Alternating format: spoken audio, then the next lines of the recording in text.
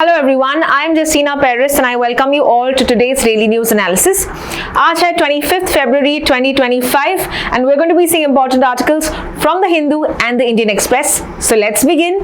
But before we move on to the first article of the day, let's of course see the comments box and the questions जो मैंने आपको पूछे थे, आपने कैसे जवाब दिया है. We're going to be discussing all of that.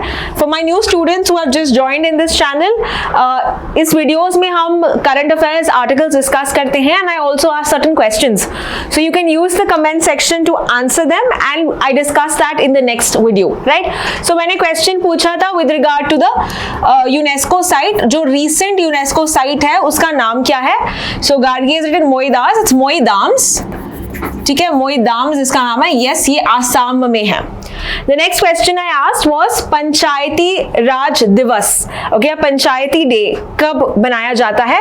And that's exactly answered also. Jiya Sharma, very good. Yes, it is on 24th April because इस दिन को 73rd अमेंडमेंट जो आया था पंचायत को पावर देने के लिए, ये इसी दिन आया था 24th April.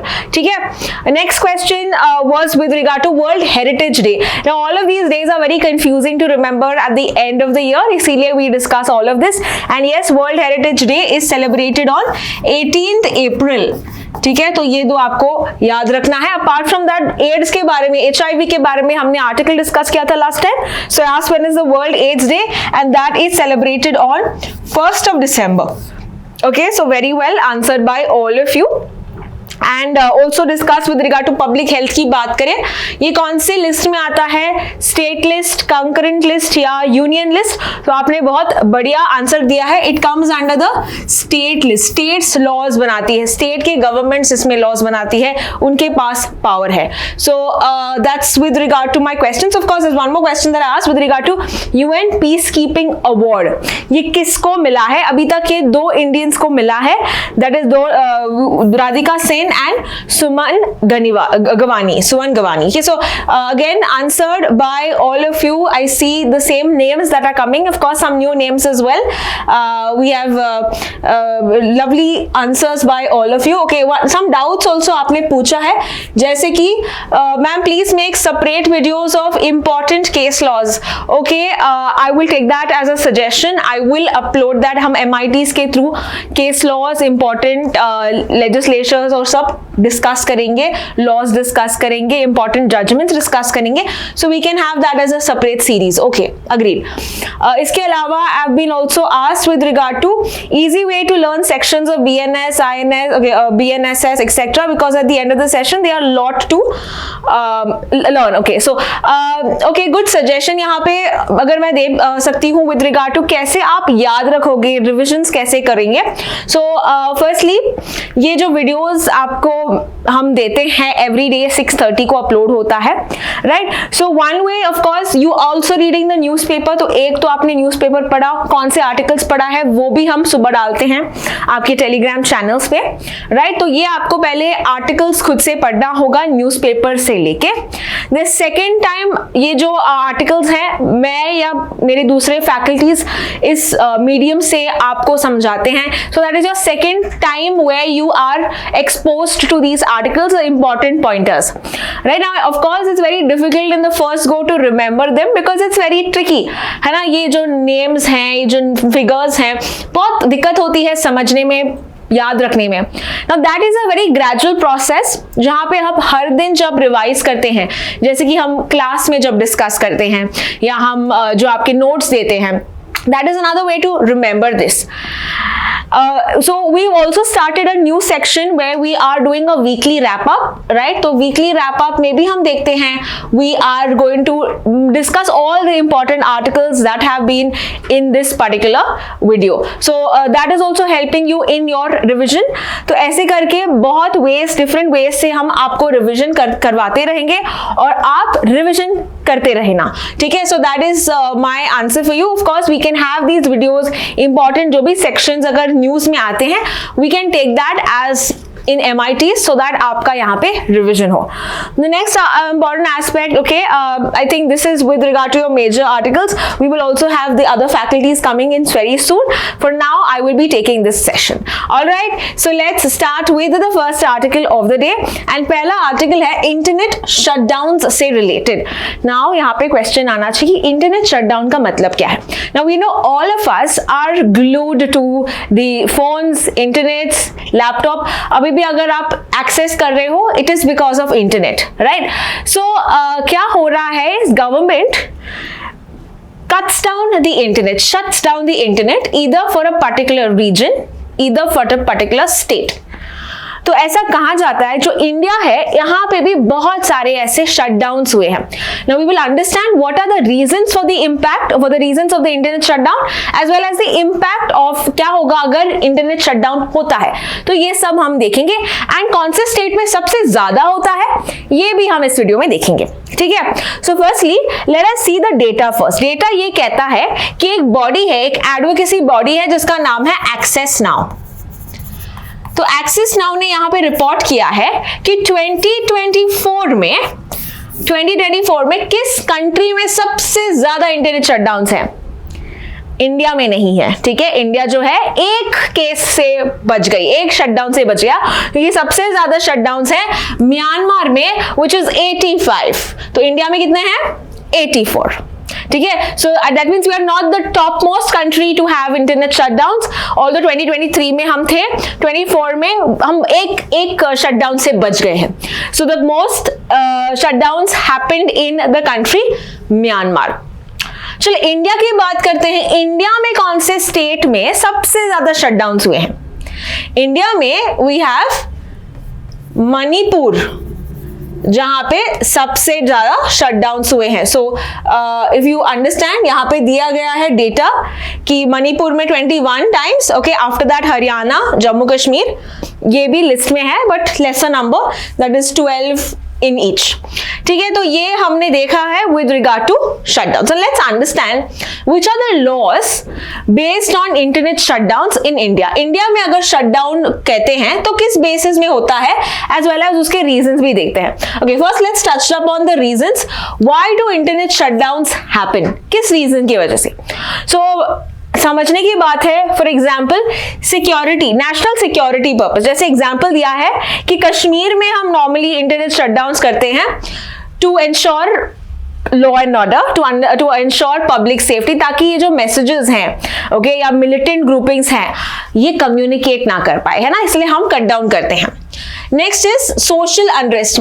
अगर मान लेते हो कोई रीजन में बहुत ज्यादा हैवॉक चल रहा है, ओके, कोई कम्युनल राइट्स चल रहे हैं, तो उसको कट डाउन करने के लिए भी इंटरनेट शटडाउन किया जाता है. एग्जांपल यहाँ पे दिया है भीमा कोरेगांव केस में, जहां पे शटडाउन महाराष्ट्र गवर्नमेंट ने यहाँ पे शटडाउन किया था. Next is cheating. ओके, तो exams also is another way जहां पे स्टूडेंट्स कम्युनिकेट करते हैं आउटसाइड वर्ल्ड से, ताकि यहाँ पे कुछ इंफॉर्मेशन पास किए जाए, चीटिंग किए जाए. तो यहाँ पे we see the Rajasthan government में यहाँ पे इम्पोज किया गया था 2021 में, ताकि चीटिंग ना करे in the eligibility test. And finally for public order security, as I said, जैसे कि एथनिक टाइज, एथनिक कॉन्फ्लिक्ट चल रहा था मणिपुर में, तो इसीलिए यू फाइंड मणिपुर में सबसे ज्यादा यहाँ पे शटडाउन्स हुए थे 2024 में, between the Kuki and the Meitei communities, right, in Manipur जब ये हुआ था. That is why you have Manipur में सबसे ज्यादा internet shutdowns.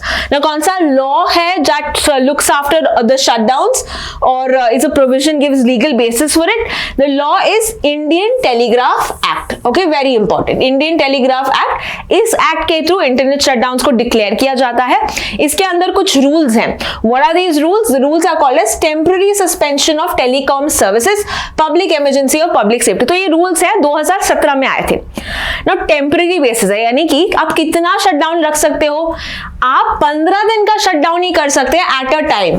So at one time you can not do it for a long time, you can just do it for 15 days. उसके 15 days खत्म होने के बाद you can again do 15 days. But यहाँ पे जो लिमिट कितना दिया गया है, 15 दिन का लिमिट. और यहाँ पे who is responsible to declare it? It is the home secretary, okay. और एक रिव्यू कमेटी होती है, कैबिनेट सेक्रेटरी का एक रिव्यू कमेटी होती है, दैट रिव्यूज की क्या ये शटडाउन लगा है, ये सही है क्या नहीं, लगाना चाहिए क्या नहीं। सो एक रिव्यू कमेटी भी इसका देखती है। Now let's understand if there was any Supreme Court judgment based on internet shutdowns. The answer is yes. तो ऐसे आपको क्वेश्चंस आ सकते हैं कि Anuradha Bhasin versus union of India 2020 ये कौन से राइट से रिलेटेड है? ओके, फॉर एग्जांपल हमने पहले देखे थे पुट्टा स्वामी, कल की क्लास में हमने देखा था पुट्टा स्वामी। पुट्टा स्वामी किस केस के लिए, किस राइट के लिए है, आप मुझे कमेंट सेक्शन में बताएंगे। पुट्टा स्वामी जजमेंट, सुप्रीम कोर्ट का जजमेंट कौन से केस, कौन से फंडामेंटल राइट से रिलेटेड है, ये आप मुझे कमेंट सेक्शन में बताएंगे। Now let's understand Anuradha Bhasin ये कौन से राइट के लिए है?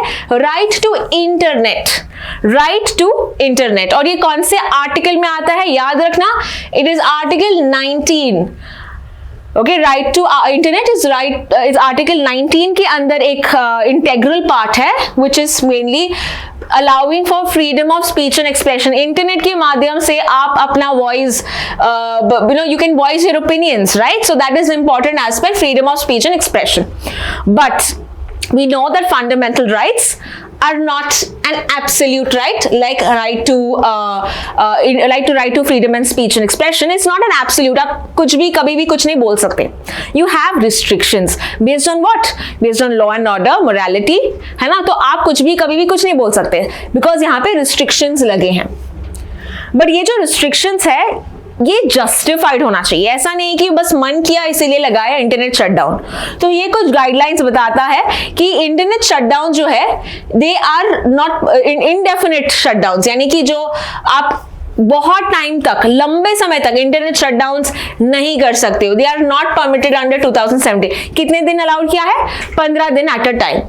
इसके अलावा प्रोपोर्शनैलिटी प्रिंसिपल और टाइम बाउंड मैनर से इसको एग्जीक्यूट करना चाहिए। एंड थर्ड एस्पेक्ट, इसका जुडिशियल रिव्यू रिक्वायर्ड होता है सभी ऑर्डर्स के लिए, ताकि जो एग्जीक्यूटिव है, ताकि जो गवर्नमेंट है ये ऑटोक्रेटिक ना बने, है ना, ये एक्सेसिव ना बने, ये सख्त ना बने। इसीलिए जुडिशरी इसका रिव्यू भी कर सकती है।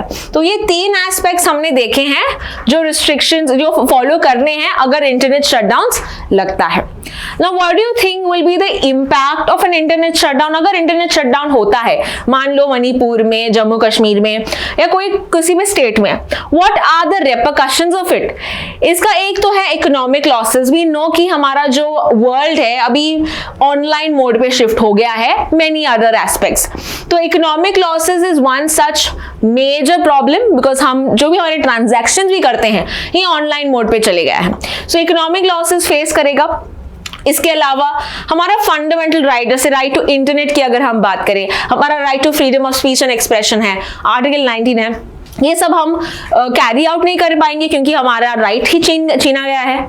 Third aspect is it will disrupt education and health. Now we know, जैसे आप अभी ऑनलाइन माध्यम से पढ़ रहे हो, so that is now you are getting some education based on our channel through the help of internet.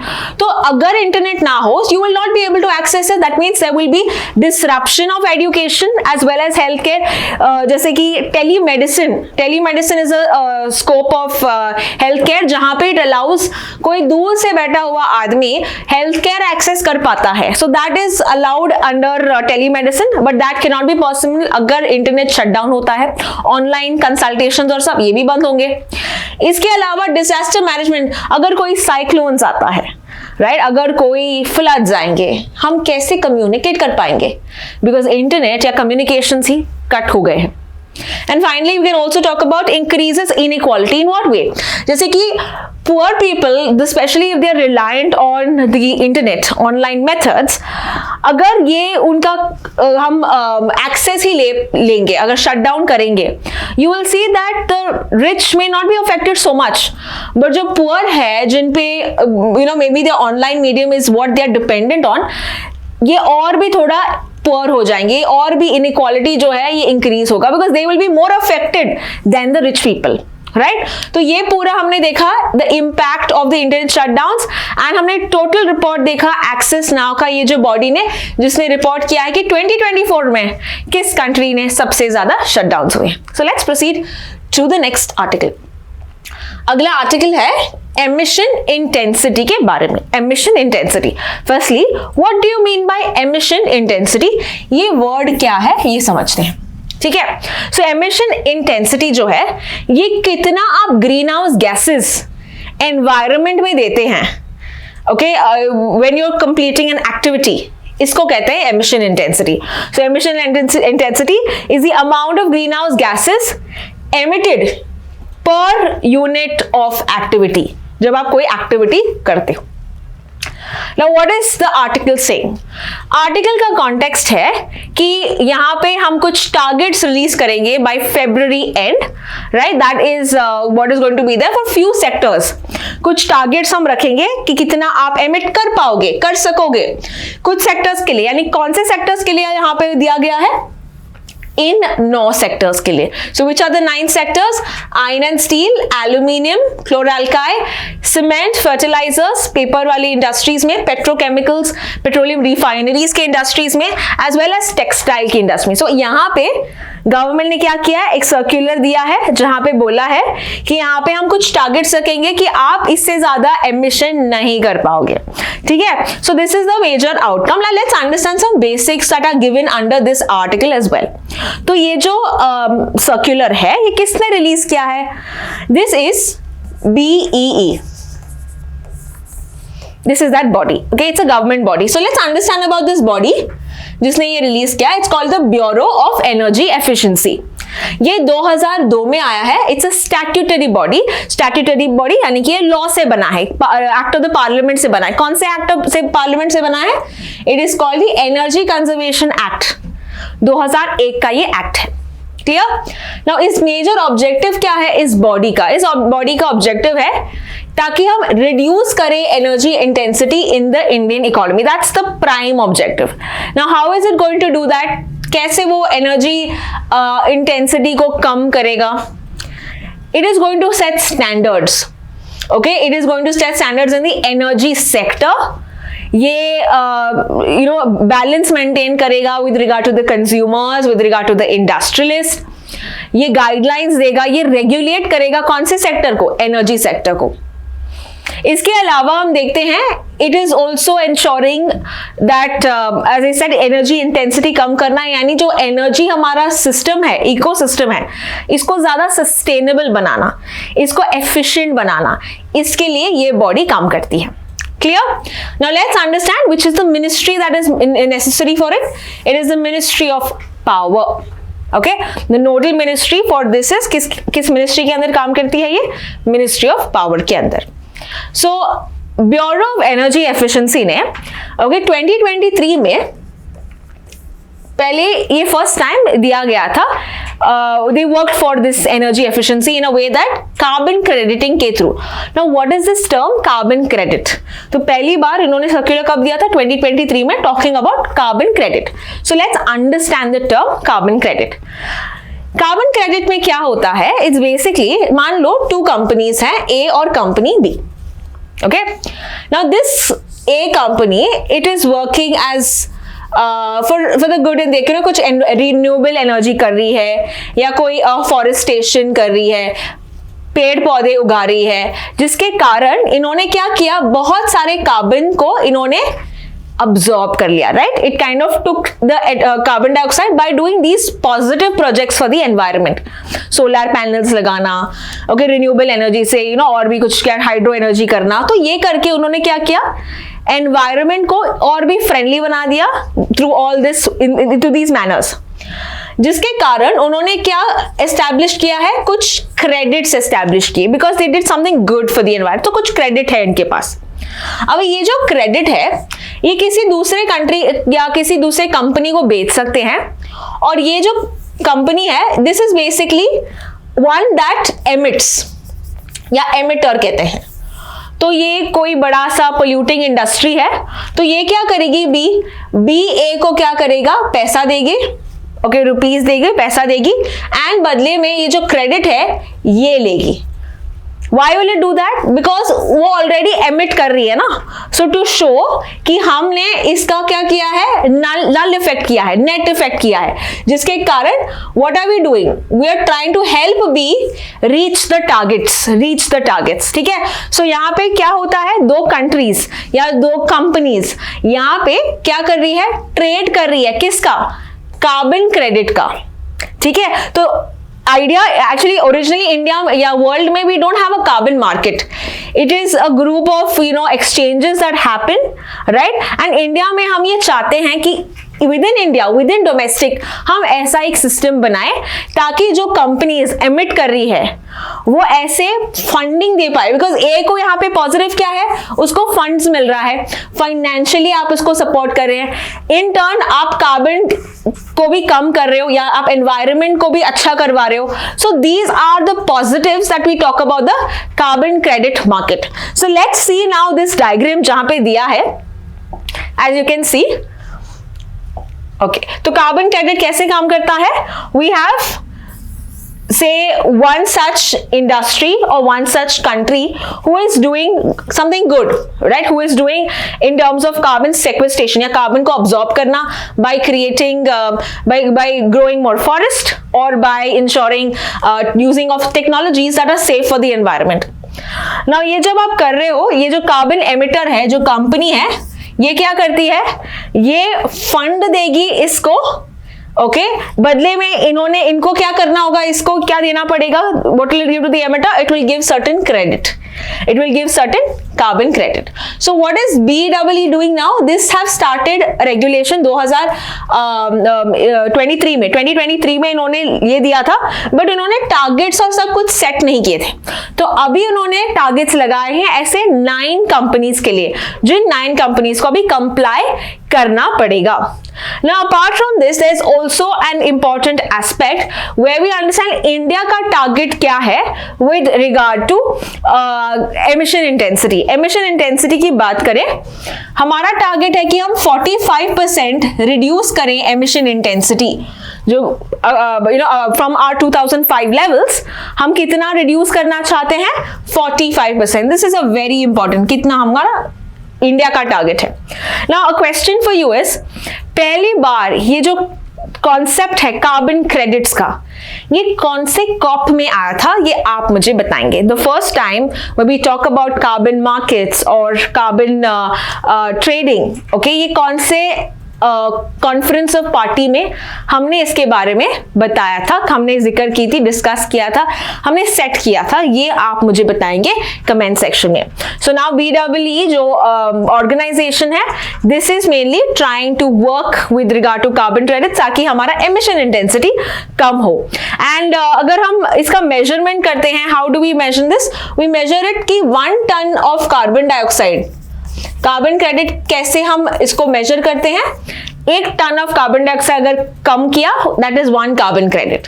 ठीक है. So that is what is globally decided कि ये मेजर होगा एक कार्बन क्रेडिट का. और ये जो रकम है, कितना फाइनेंसेस है, that is again dependent like a share market, वो चेंज होते रहेगा, कोई फिक्स नहीं है. So that changes from country to country, company to company, that may change. ठीक है. तो ये हमने पूरा आर्टिकल समझा है इमिशन इंटेंसिटी, और अभी तक टारगेट्स रिलीज नहीं हुए हैं. We will see when the things have been more streamlined, more smoothened, ये हम अभी बाद में डिस्कस कर सकेंगे. नेक्स्ट आर्टिकल जो है, आज 2 आर्टिकल्स आए हैं इसके बारे में, तो एक ही बार हम डिस्कस करेंगे. This is with regard to airline के पायलट्स हैं, उनके लिए कुछ रिलैक्स्ड नॉर्म्स दिया है, तो हम ये देखेंगे. इनफैक्ट टेक्स्ट ये जो दूसरे आर्टिकल में भी बहुत डिटेल में दिया है, तो उसी को क्लब करके हम डिस्कस करते हैं. So what are the new regulations that have come in the civil aviation industry. तो यहाँ पे कहा गया है कि जो पायलट्स हैं, इनको पहले कितने मिलते थे, they used to get 1.5 day, यानी कि 36 आवर्स इनका रेस्ट पीरियड था. बट अभी इन 1.5 डे को क्या किया, 2 दिन किया है. दैट मीन्स 48 आवर्स का उनका रेस्ट पीरियड होगा, और ये लागू होगा 1 जुलाई 2025 से. कुछ ऐसे भी प्रोविजंस हैं जो नवंबर से लागू होंगे। कौन से हैं वो प्रोविजंस, इसके बारे में मैंने लिस्ट डाउन किया है आपके लिए, so just for your understanding. जैसे कि नाइट ड्यूटी जो है पहले 12 से 5 हुआ करती थी, लेकिन अभी इन्होंने 12 से 6 कर दिया है। So this is the night duty that will start from November 5th, okay, November 1st। Next is maximum landings during night duty. पहले ज्यादा होती थी, अभी बोला है कि जो लैंडिंग्स होती हैं रात के दिन, जो 12 से अभी 6 किया गया है, सिर्फ 2 लैंडिंग्स आप कर सकोगे, उससे ज्यादा उनको ट्रैवल नहीं दिया जाएगा। इनके अलावा फ्लाइंग आवर्स और नाइट ड्यूटी है तो 8 घंटे ही काम करने पड़ेंगे, ओके। पहले ज्यादा हुआ करते थे, that is now limited to 8 hours, और अगर टोटल ड्यूटी है वो 10 घंटे की, उससे ज्यादा नहीं अलाउ किया जाएगा।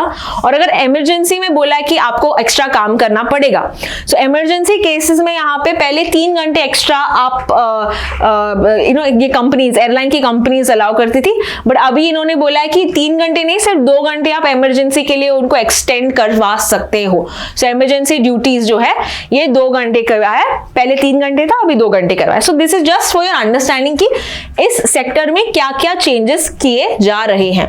Now of course you will have questions, let's see with regard to pilots जो है, ओके, को क्यों यहाँ पे इतना ईज आउट किया है, क्यों इनका रेस्ट पीरियड ज्यादा किया है, तो इसके बारे में आर्टिकल ने कुछ पॉइंट्स दिए हैं जो हम डिस्कस करेंगे।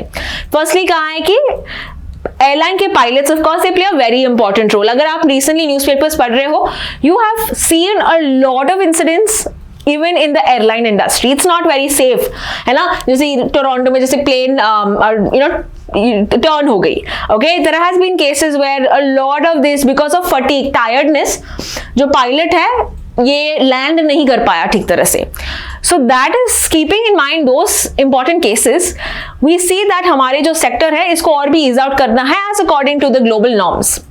सो इफ यू सी कोविड-19 के बाद यहाँ पे इनका वर्कलोड काफी बढ़ गया है, ओके, बहुत घंटों के लिए काम करना पड़ा, चार लैंडिंग्स करना है, यानी 4 flights they will have to take, 10 घंटे का फ्लाइंग पीरियड होता है, ओके, 12-13 घंटे का ड्यूटी होता है। So it's a very taxing job and keeping in mind कि कितना रिस्पॉन्सिबिलिटी होता है उस पर्सन पे, right. So it should be more eased out.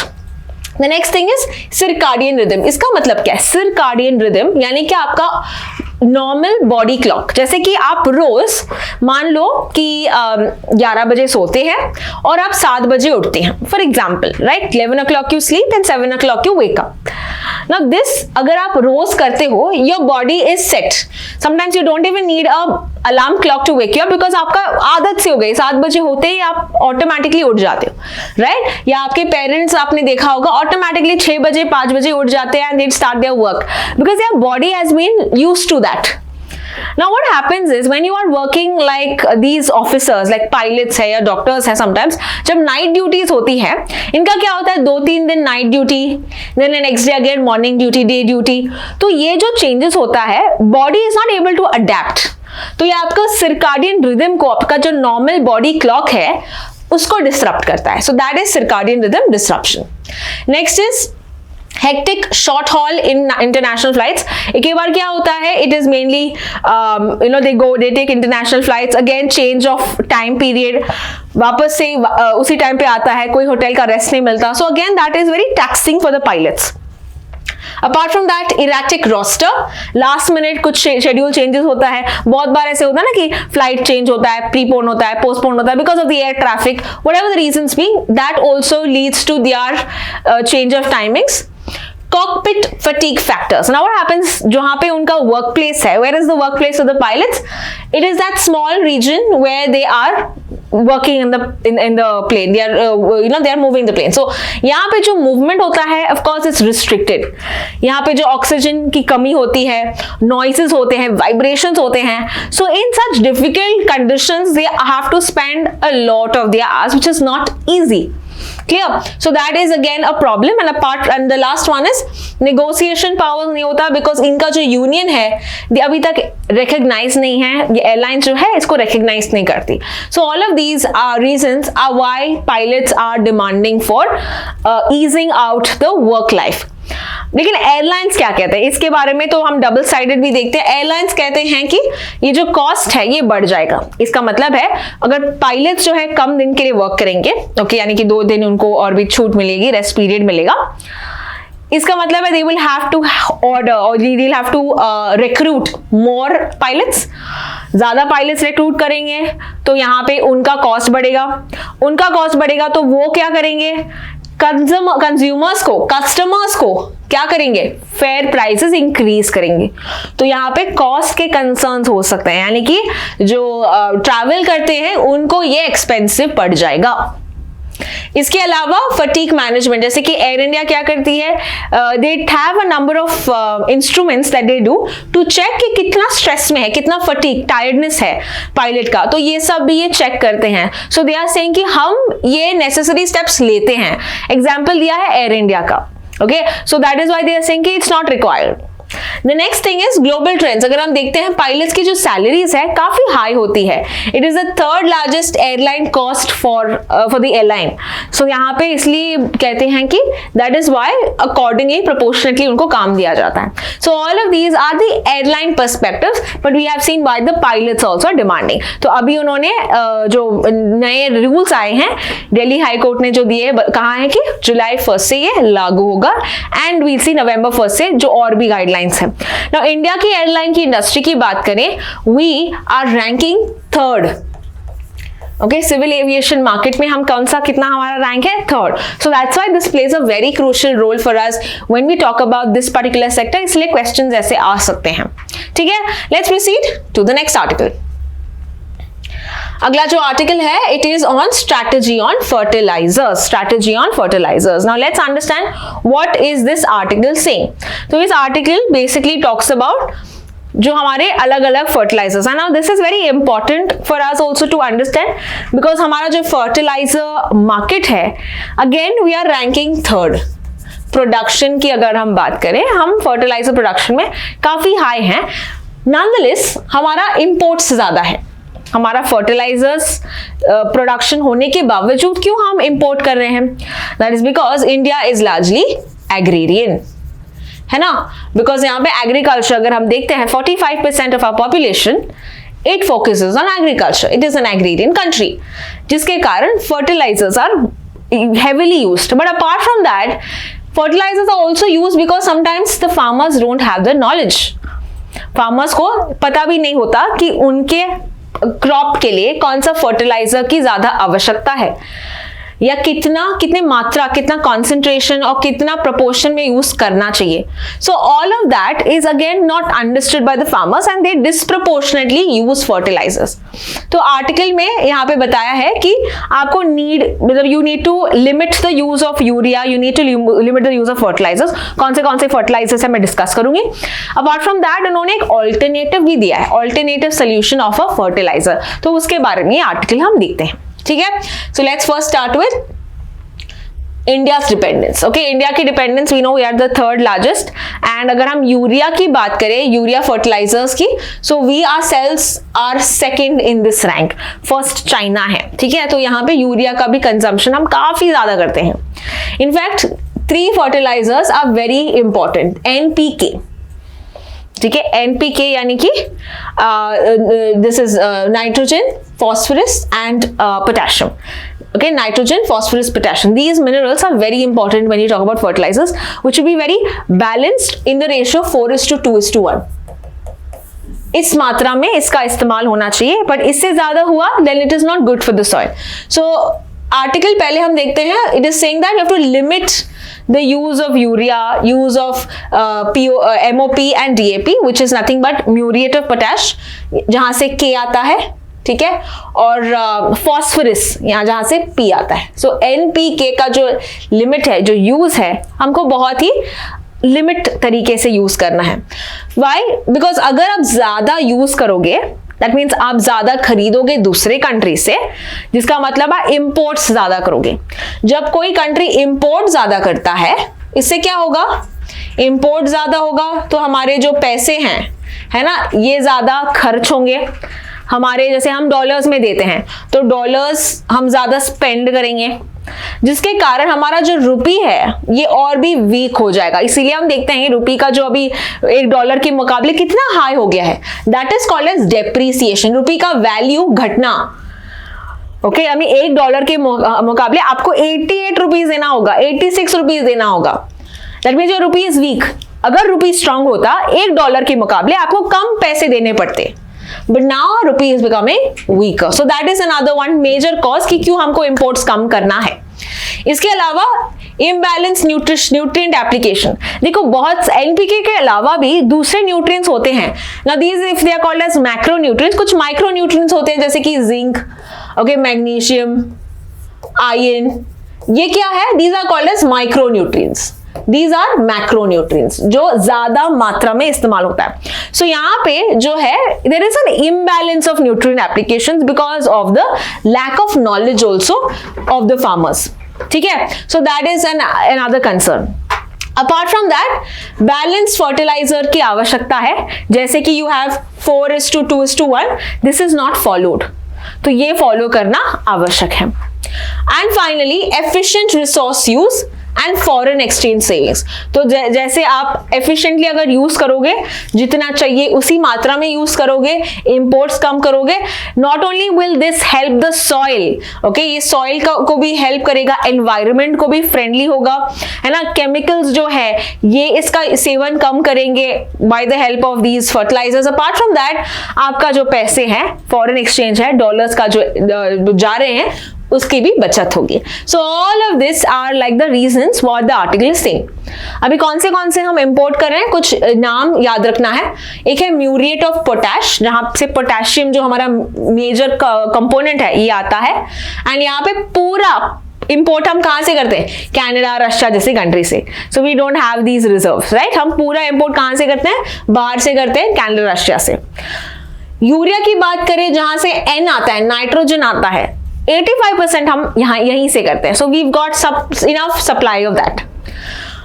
Apart from that, DAP यानी कि डाई अमोनियम फॉस्फेट, ये भी हम इंपोर्ट करते हैं, इधर एज अ फिनिश फर्टिलाइजर या उसके रॉ मटेरियल इस्तेमाल करते हैं, या कोई इंटरमीडिएट केमिकल के द्वारा हम इसको लेते हैं। So they are taking again from various countries which you can have a look, again don't need to mug up the names.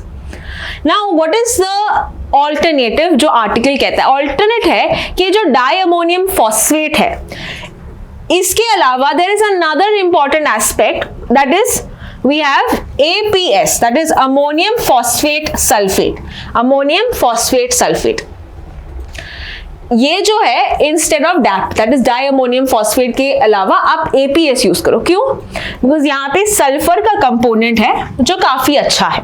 So article ये कहता है कि ये जो APS है, यहाँ से आपको कौन सा कंपोनेंट मिल रहा है, कौन सा मिनरल मिल रहा है, you are getting the P वाला, फॉस्फेट वाला न्यूट्रिएंट, राइट। यहाँ से भी आपको फॉस्फेट वाला न्यूट्रिएंट मिल रहा है, पर यहाँ पे आप कितना फॉस्फेट का इस्तेमाल कर रहे हैं, you बेयरली use about 20%।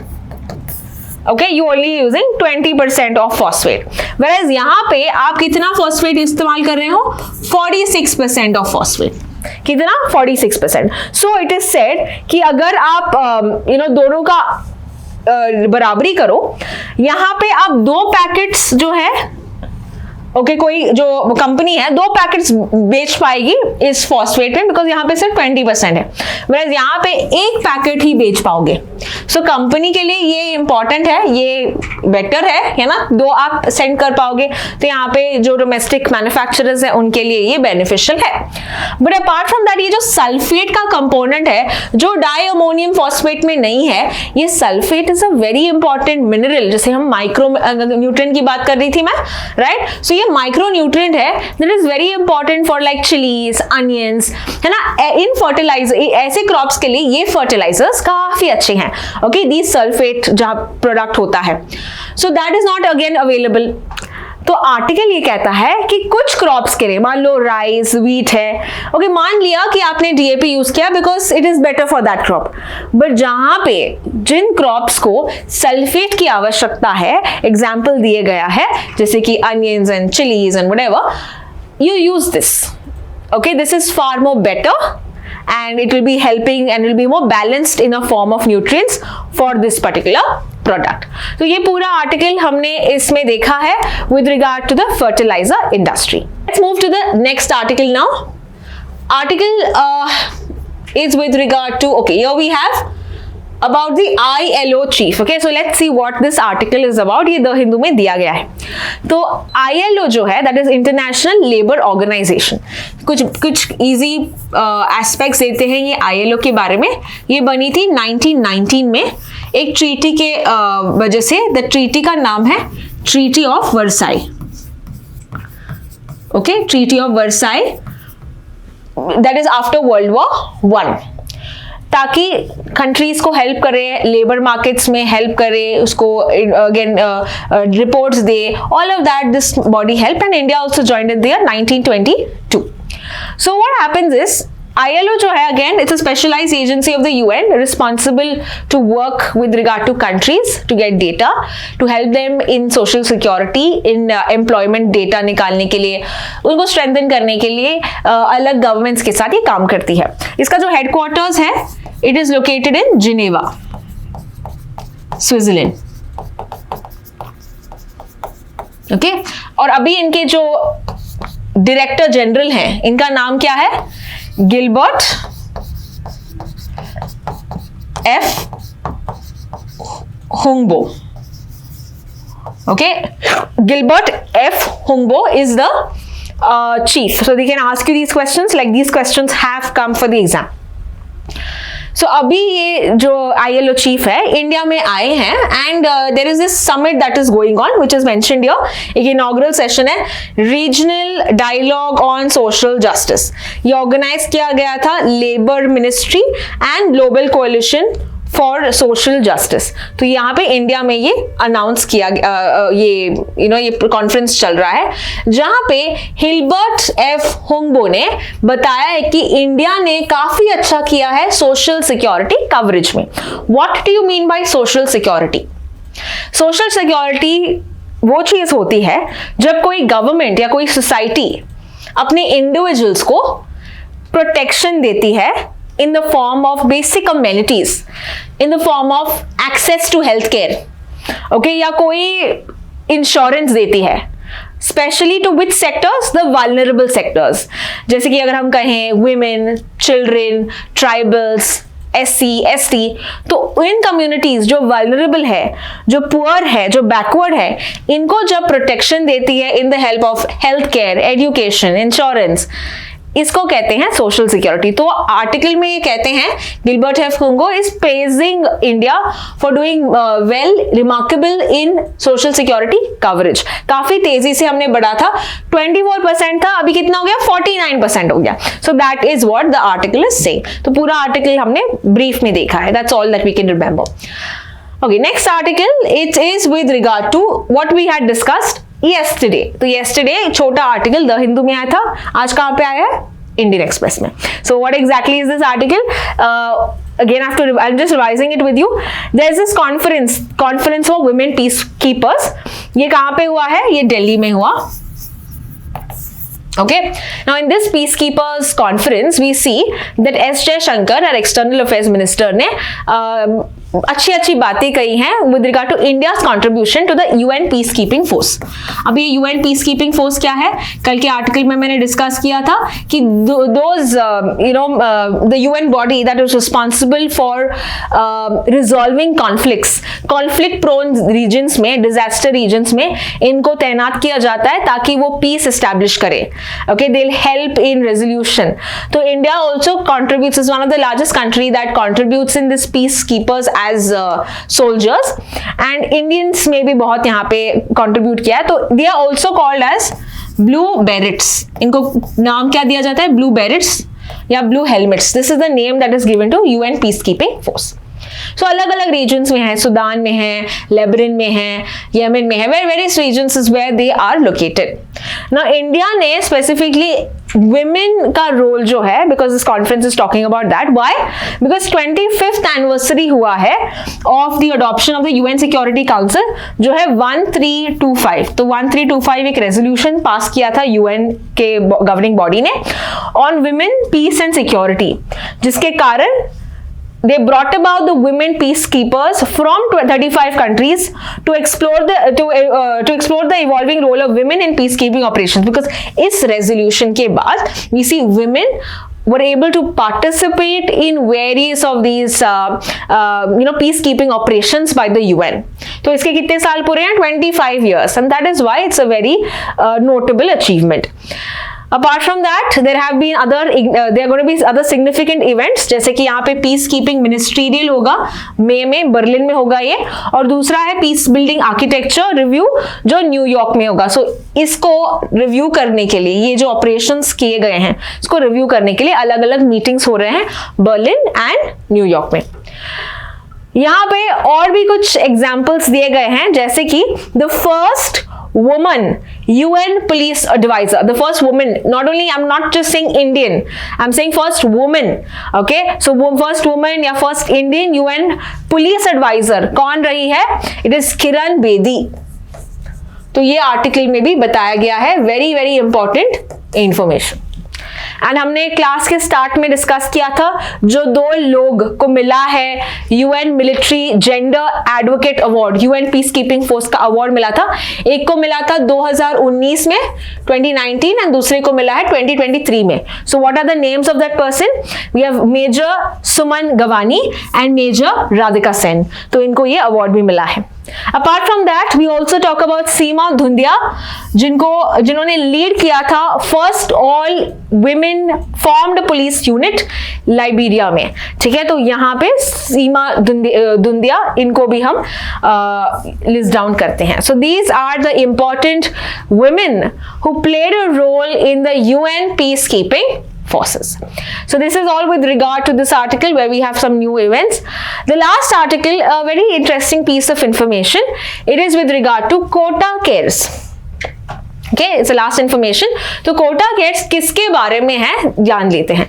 Now quota किससे रिलेटेड? जब कोटा का जो मैं बताती हूँ, what is the first thing that comes in your mind?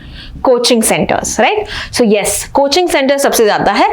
And coaching centres होने के अलावा we also know a lot of students commit suicide in this particular region, है ना? काफी आपने सुने होंगे, न्यूज आर्टिकल्स में पढ़ा होगा. तो इसी को कॉम्बैट करने के लिए, काउंटर करने के लिए, जो वहां की डिस्ट्रिक्ट एडमिनिस्ट्रेशन है, इन्होंने एक इनिशिएटिव लॉन्च किया है जिसका नाम है Kota cares. Okay, what is the name of the initiative?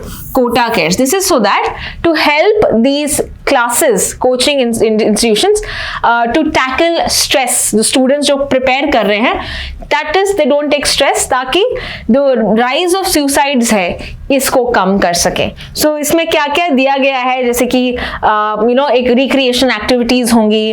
Okay, जो गार्डन्स है, इंफ्रास्ट्रक्चर होगा, सीसीटीवी एस्टैब्लिश किया जाएगा, proper gate keeping facilities, training करेंगे हॉस्टल स्टाफ की, वुमेन स्टाफ होगा, कंपलसरी सर्टिफिकेशन होगा.